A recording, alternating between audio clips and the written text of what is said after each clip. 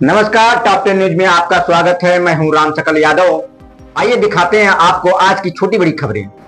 आजमगढ़ के अतरौलिया में प्रदेश के पंचायती राज्य मंत्री और सुभाषपा के राष्ट्रीय अध्यक्ष ओम प्रकाश राजभर ने विपक्ष पर जमकर निशाना साधा।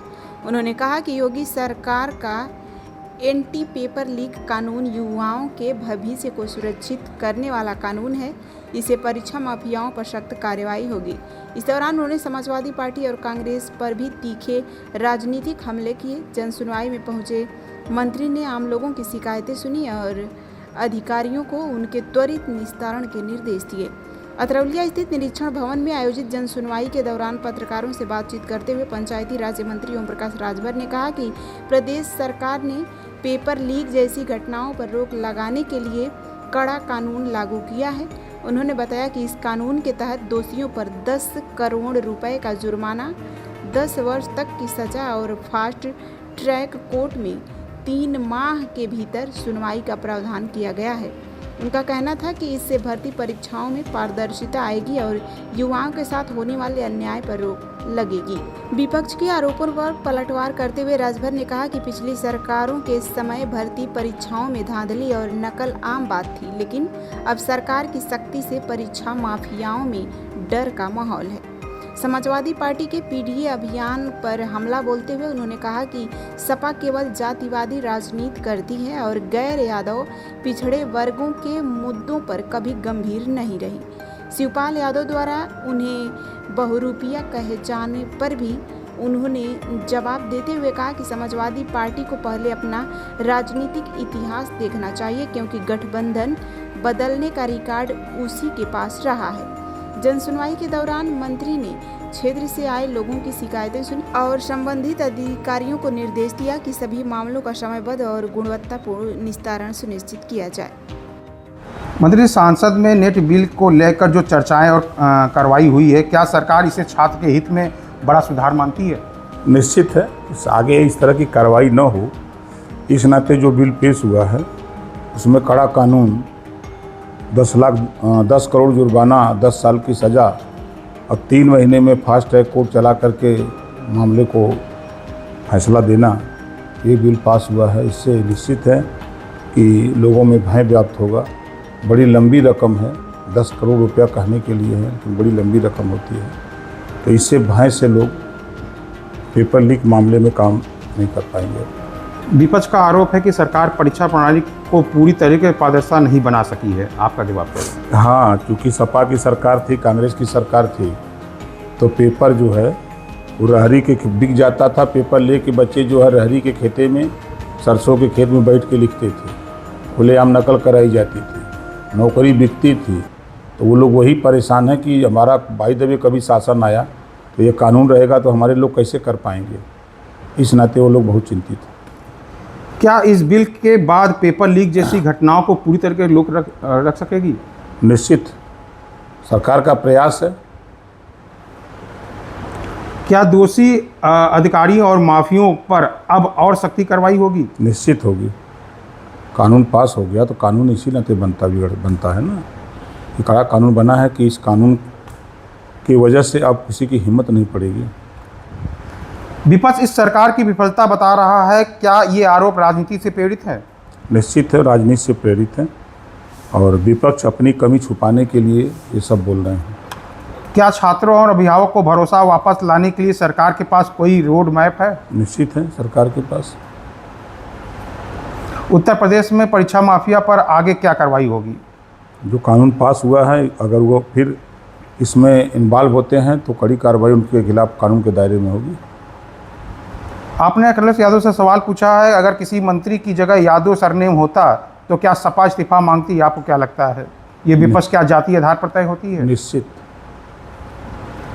धर्मेंद्र प्रधान कुर्मी होने के नाते उनका जेल तक गए अखिलेश यादव इस्तीफा लेने के लिए, ड्रामा किए।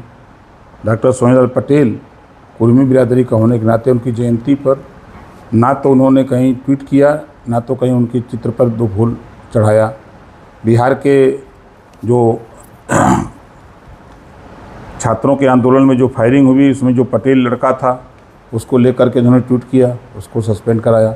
ये कुर्मी जहाँ आते हैं तो उनके खिलाफ भिड़ जाते हैं और यादव जब आते हैं तो चुप हो जाते हैं। आप बताइए, प्रयागराज ये गए थे और यादवों ने 3 गुप्ता को मार दिया था, क्या गए वहाँ? कौशाम्बी में पाल की बेटी के साथ रेप हुआ, 4 यादव ने रेप किया, हत्या कर दिया। क्या इनका प्रतिनिधिमंडल वहाँ गया या ये गए? अभी आजमगढ़ में आपने देखा कि बारात में राजभर के बेटे को 10 लोग यादव मिल कर के हत्या कर दिए। क्या वहाँ गए उसके दरवाजे पर? तो ये शुद्ध रूप से यादव के हितैषी हैं और जातियों के ये दुश्मन हैं। आप अखिलेश यादव के पीडीएफ हमलों को अलग अलग तरीके से डिकोड कर रहे हैं, लेकिन विपक्ष का कहना है कि आप वास्तविक मुद्दे जैसे शिक्षा, भर्ती और विकास की जनता का ध्यान भटका रहे हैं। क्या कहना है? हम ध्यान नहीं भटका रहे हैं, अखिलेश यादव जी की ही बात को हम कह रहे हैं। पीट देगा यही ना पीडीए है, पीट देगा अल्पसंख्यक। आप अगर गाजियाबाद से हम शुरू करें तो गाजियाबाद में चौहान को अल्पसंख्यक ने पीट दिया, हत्या कर दिया। हम आते हैं बाराबंकी, राजभर की गर्दन यादव ने काट दिया। क्यों काट दिया? यही ना पीडीए इनका है। हम आते हैं देवरिया, राजकुमार चौहान की हत्या कर दिया, प्रजापति की हत्या हो रही है, विश्वकर्मा की हत्या हो रही है, और वो भी मज़े की बात समाजवादी पार्टी की तरफ से हो रही है। समाजवादी पार्टी, कोई भी मामला आ रहा है उसमें समाजवादी पार्टी 1 नंबर पे आ जा रही है। शिवपाल यादव ने राजभर को बहरूपिया, रंग बदलने वाला करार दिया है। क्या कहना चाहेंगे इस पे कि यह दीन धर्म के राजनीति सिद्धांत नहीं है? देखिए, अभी प्रयागराज में जो आंदोलनकारी पकड़े गए हैं, 7 लोगों में 5 यादव हैं, समाजवादी पार्टी के लोग हैं, एक भी छात्र नहीं है। तो ये उपद्रवी कौन है? और शिवपाल जी को मैं याद दिलाना चाहता हूं, जब आपने प्रगतिशील समाजवादी पार्टी बनाई थी तब आपका बयान मेरे पास है। आपने बयान दिया था कि समाजवादी पार्टी चोर उचक्कों की पार्टी हो गई है, समाजवादी पार्टी में शराब माफिया आ गए हैं, ये समाजवादी पार्टी जो है अब रास्ते से भटक गई है। यही अखिलेश जी के ऊपर आपने तंज कसते थे। वही शिवपाल जी हैं कि बदल गए हैं शिवपाल जी? उनका वीडियो मेरे पास है, और सोशल मीडिया पर रोज़ चलता है, अक्सर हम देखते हैं, मिलता रहता है। और इन्होंने क्या क्या नहीं कहा अखिलेश को कि भारतीय जनता पार्टी से मिला हुआ है, ये भारतीय जनता पार्टी की मदद करता है। ये बात शिवपाल जी ने खुद बोला है जब प्रगतिशील समाजवादी पार्टी थी। और आज बहुरूपिया कह रहे हैं। वो 3 साल खुद लगातार भारतीय जनता पार्टी के संपर्क में थे, जिसको सदन के अंदर अखिलेश यादव जी ने खुद सदन के अंदर बोला था। आज वो शिवपाल जी बोल रहे हैं सुपवा तो सुपवा चलनिया बोला था जकरे 72 को छेद बा।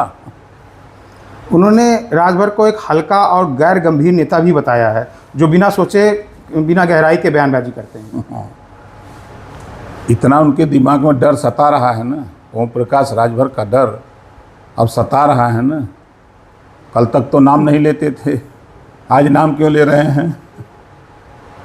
उन्होंने ये भी कहा है कि राजभर केवल अपने निजी और राजनीतिक स्वास्थ्य के लिए पल्ला बदलते हैं, कभी सपा के साथ जाते हैं, कभी भाजपा के साथ जाते हैं, इसलिए जनता उनको किसी भी सहयोगों का भरोसा नहीं करती है। आपकी पार्टी तो 8 बार, 2 बार बसपा के साथ गई, 2 बार कांग्रेस के साथ गई, 2 बार आरएलडी के साथ गई, 1 बार निषाद पार्टी के साथ गई, 1 बार हमारे साथ आई। 8 बार आपने दल बदला, तो जनता आप पर विश्वास करेगी, अब हमारे पर नहीं करेगी। ये जो वो बोल रहे हैं, अपने गिरबान में नहीं झांकते हैं, ये लोग दूसरे के देखते हैं। हमने क्या किया है? यही लोग हैं ना 2 जून की घटना जो गेस्ट हाउस कांड किए थे मायावती के साथ, ये महिलाओं का सम्मान करने वाले यही लोग हैं ना, गुंडागर्दी करने वाले यही लोग हैं ना। 2 जून की गेस्ट हाउस यही शिवपाल जी थे, वही सुविधाएं उपलब्ध है। यहाँ sports, horse riding, dance classes जैसी यूजफुल एक्टिविटीज तो होती ही हैं, साथ ही लाइब्रेरी, म्यूजिक और आर्ट एंड क्राफ्ट के थ्रू भी बच्चों की क्रिएटिविटी को स्पेशली बढ़ावा दिया जाता है। बच्चों को तकनीकी दुनिया से जोड़े रखने के लिए स्मार्ट क्लासेस, रोबोटिक्स और कंप्यूटर लैब्स उपलब्ध हैं। छोटे बच्चों के लिए अलग से प्ले सेट एरिया है और एक्टिविटी रूम की व्यवस्था है। सर्वोदय स्कूल में बड़ी क्रिकेट एकेडमी के साथ ही हेल्थ और वेलफेयर क्लब भी है, जहां पर बच्चों को सेहतमंद और खुश रखने की पूरी कोशिश की जाती है। 6th क्लास से गर्ल्स के लिए सेपरेट क्लासेस और बिल्कुल सुरक्षित स्कूल बस सर्विसेज, वो भी GPS के साथ सभी रूट्स के लिए अवेलेबल है।